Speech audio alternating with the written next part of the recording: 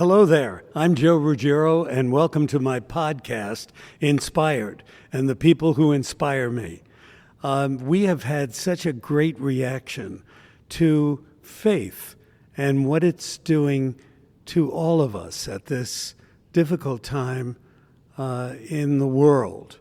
And I've asked Dee Ann Lee to come back and speak to us about the normal trials and tribulations of living one's life.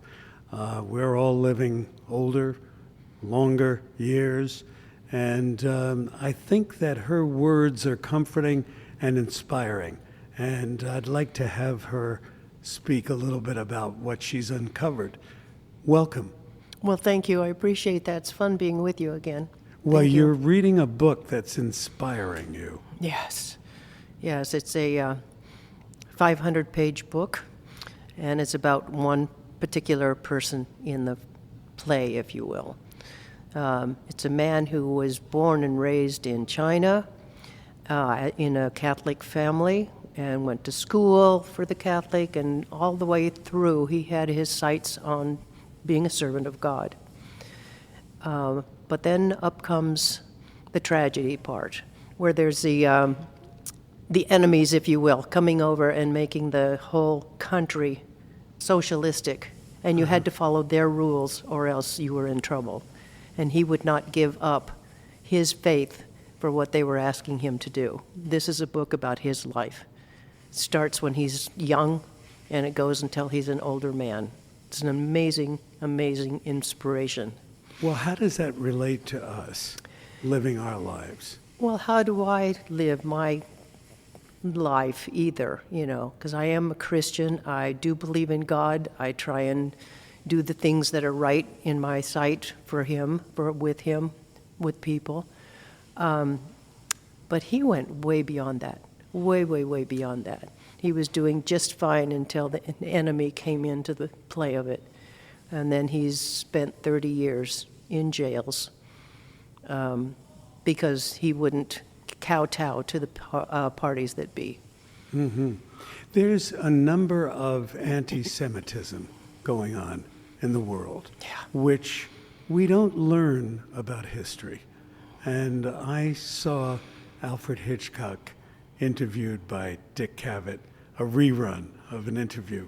And I just was so amazed by his verbalization, which, of course, Alfred Hitchcock, you would imagine he would be that way. Well, he told this story about a father who visited his son at Eton, which is a very prestigious school in England. Mm-hmm. And he was all bruised and banged up, and he said, "What happened?" And he said, "Well, they're calling me a dirty Jew, and they beat me up."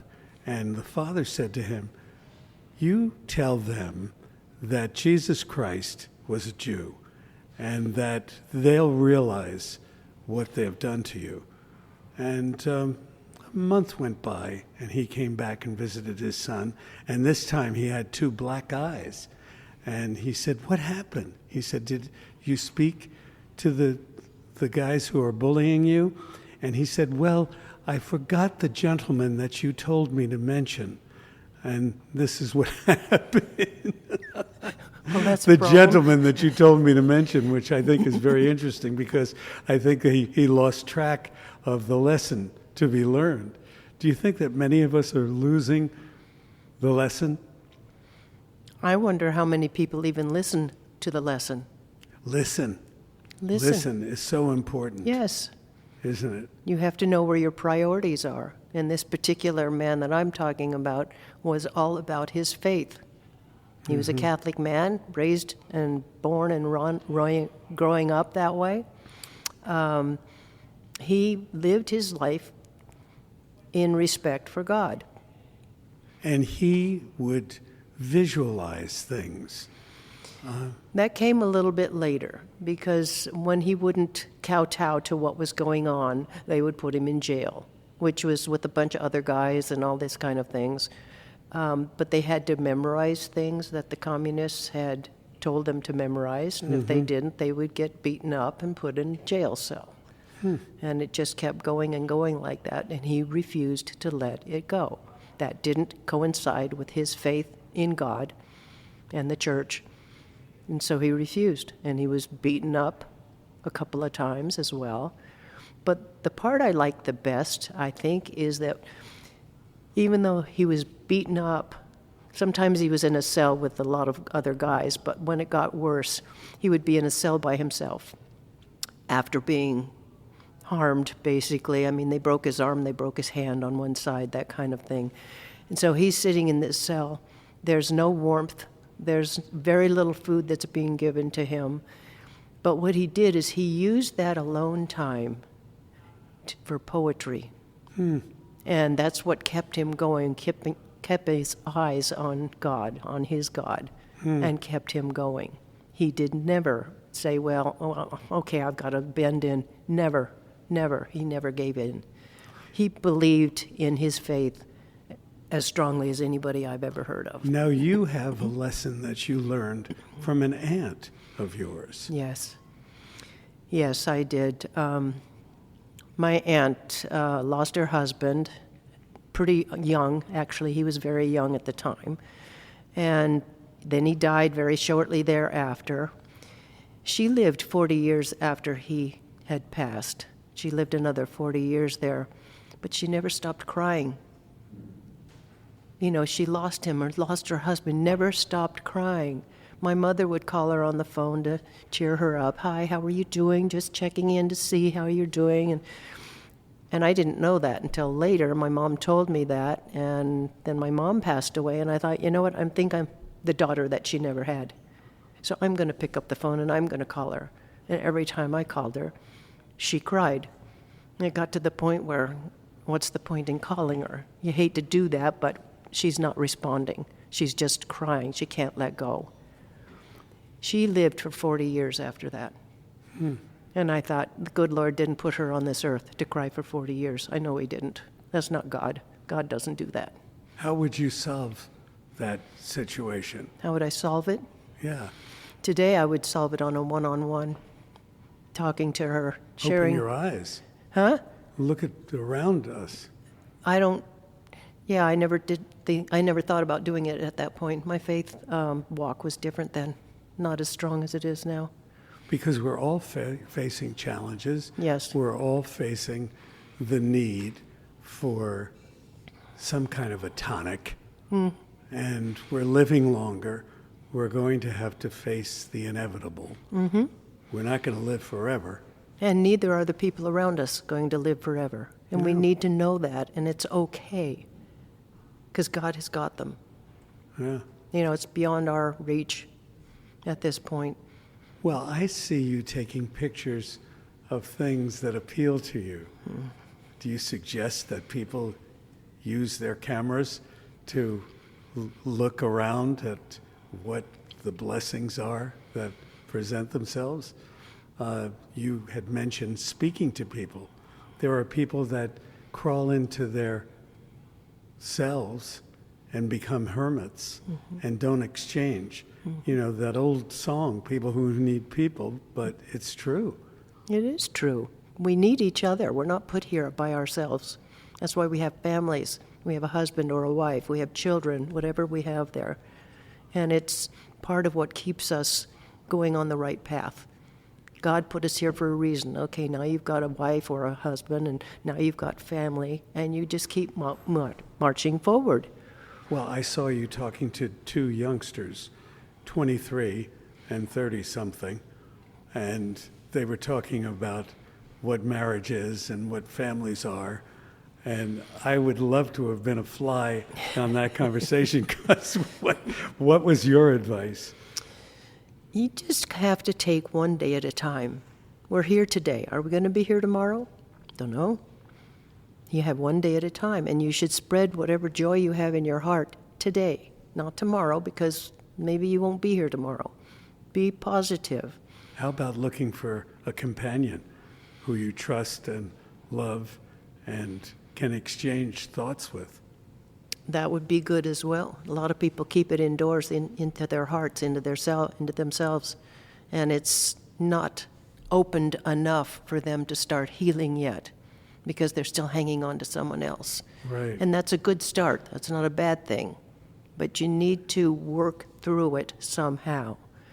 And as I've mentioned to you before, I lost a daughter many years ago, and she was, 38 at the time, still had 2 children at home to raise and all this kind of thing.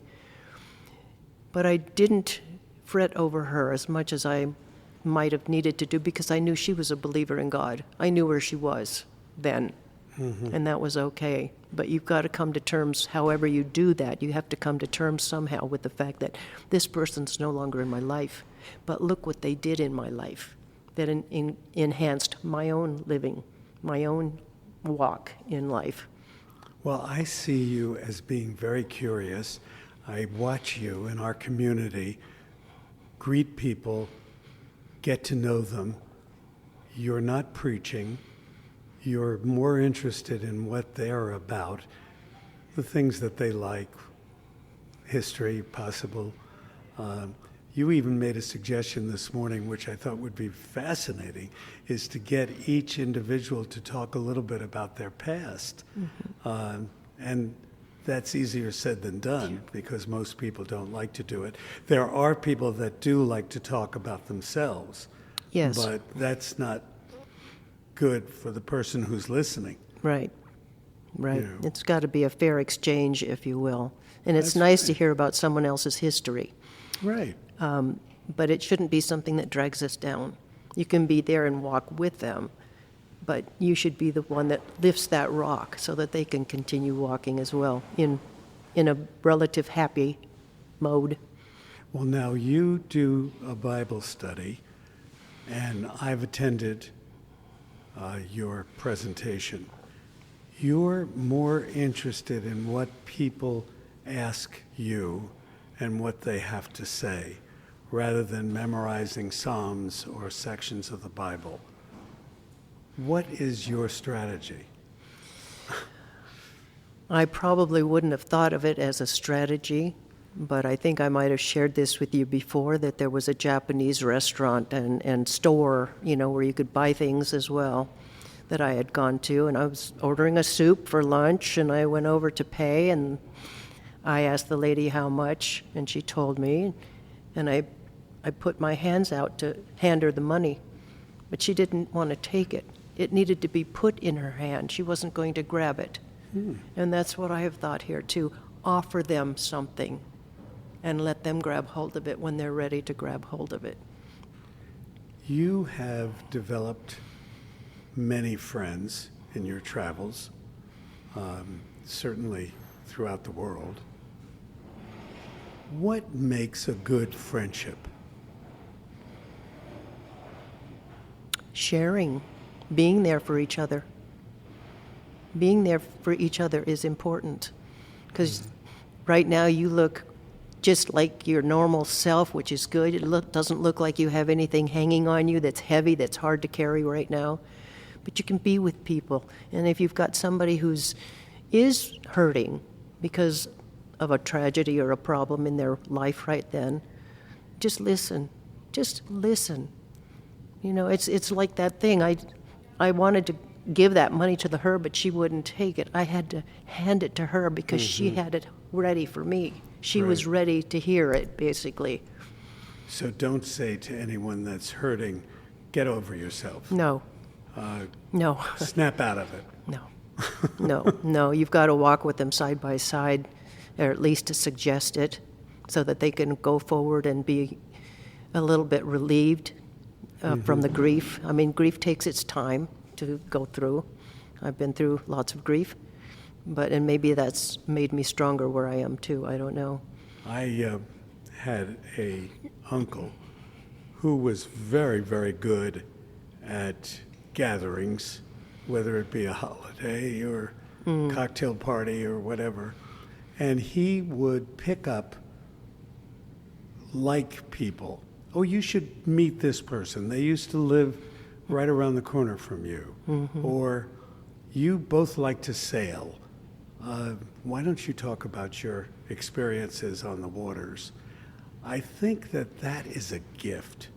to be able to make that marriage and introduce people.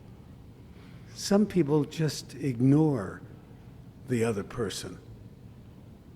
And some people are too shy to bring it up. Right, or that too. And you've got both sides of that. Some people are really kind of, tucked into themselves because they're shy, perhaps. I grew up, I was a very shy child Yeah, myself. how did you break away from that? You used to hang out behind your mother's Well, that was apron when I was strings. real little. But at some point along the line, I grew up into an adult that can have conversations with people. I actually didn't. I was not raised in a family that believed in God, but we didn't practice it. So basically, I had no background in faith until I was 16, and Daddy let me borrow the car. I'd just gotten my driver's license. I was really excited about that. And I'm stopping at a red light, and I'm looking at it, and it's like, my gosh, the beach is gorgeous right here. And the sand and the palm trees and the birds that are flying through. This is gorgeous. I said, this didn't just happen. And that's when I went home, back in the day when we had yellow pages, and looked through it, looking for churches. So there was about 5 or 6 local churches, and I went to this one, and it wasn't quite good where I wanted to be, and until I found one that I was good with, that I was happy with. So it just came out of the blue. My parents never wanted to give us directions. They were both kind of coming from different places also anyway in their faith life. But they just let us decide for ourselves, which unfortunately is not a really good plan. How do you deal with people who are grumpy? They're naturally grumpy. Well, you start with a smile if you can get one. You respect them. Oftentimes people who are boisterous are not respected very well. But if you can show a little respect, they calm down. Other than that, it's from there on, we'll just see what goes on. And you don't know what they're personally going through. No, that's huge. Yeah. So often we judge people because, he's a grump or she's a grump, and maybe it's for a good reason. They've just Could lost. be health reasons, could be family, personal matters. Yeah, any number of things. Yeah. Insecurity, maybe. Who knows? In this day and age, you don't know because it could be substance abuse or could be any number of things. Well, the way I look at it, we're all God's children, so we should respect each other as brothers and sisters here on earth.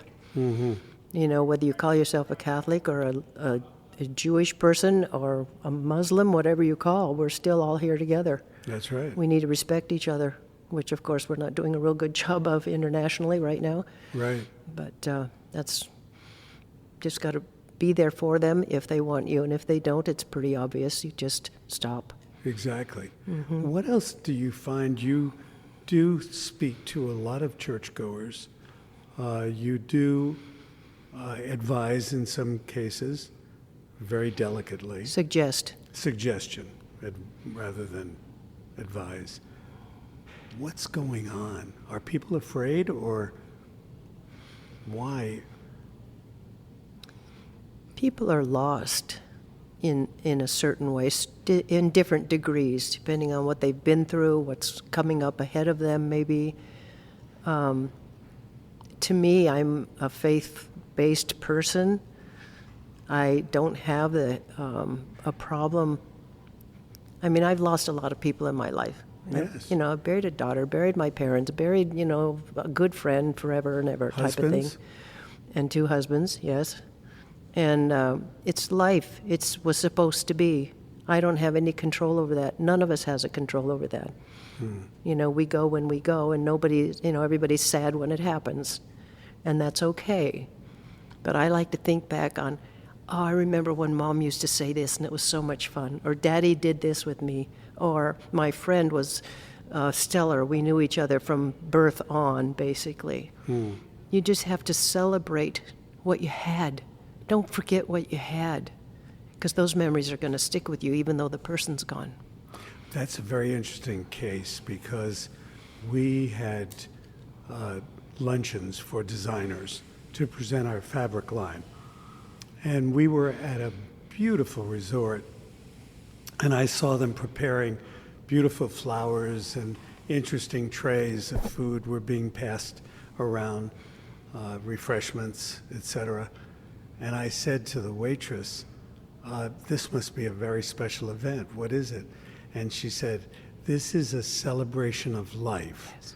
And the gentleman who planned this wrote down exactly what he wanted. And I think that that was a great idea, a celebration of life. We don't do that. We should. Yeah. You mentioned the fact that I had the two husbands that passed. I did the eulogy for them both each because I figured I knew them better than anybody else did. Absolutely. And I was able to do it without crying, which surprised me as well. But I know with the one person, I had two pastors sitting in the seats in front because usually they would be doing that kind of thing. And I finished and they looked at each other and they said, we don't have anything to add. I thought, wow. Mm. You know, I was just sharing who he was in my life and in their life, the life of the people that had come to celebrate his life. Right. Yeah. I don't know where it comes. I do know where it comes from, but I mean, it just kind of comes from outer space, and it's just there. Well, I think my sister's funeral was very interesting because she had 10 grandchildren. Wow. And each one of them, some were more comfortable than the other, but each one said something about their grandmother, which I thought was beautiful and very moving. And you could tell who was more comfortable speaking to a crowd rather than those who weren't. But just to have them say a couple of words was beautiful. It is. It's a joy in a way that she gave me this. I mean, this is what she taught me. This is what she did for me. This is how she helped me in another way, whatever it is. But to share that, because other people don't know that. That was a personal thing where she shared something with me or whatever, and everybody has their own sharings that they get from the people over them that are older than they are, that we respect and love. Absolutely. And how many times have you heard someone say, oh, my grandparents or my grandfather or my grandmother or Nana or whatever they called her, Mimi, taught me that and would listen to me. You know, it's that third party that's so important. It's funny you should bring that up because to me, I had three moms. I really only literally had one, but I had my mother. I had my mother-in-law who had two little boys and knew she wasn't going to have any more children because she couldn't. And then my mother-in-law's sister, who is still alive now. She's 98, I think, now. But they each taught me different things. They each fed me different ways that I needed to be fed. And I just have appreciated it ever since, the things that they taught me, the things I shared. And I think it's better coming from sometimes a third person or someone that you respect and love. Yeah. Yeah. Thank you so much. Thank you for the inspiration you bring us all. And I know that this is traveling a little outside my purview, but it's always encouraging to speak to you. Well, I appreciate that. You've inspired me too. So obviously your podcast is very well received and done here as you have asked me to do. So thank you so much. Well, I thank my producer and all of you, my guests. Thank you. Thank you.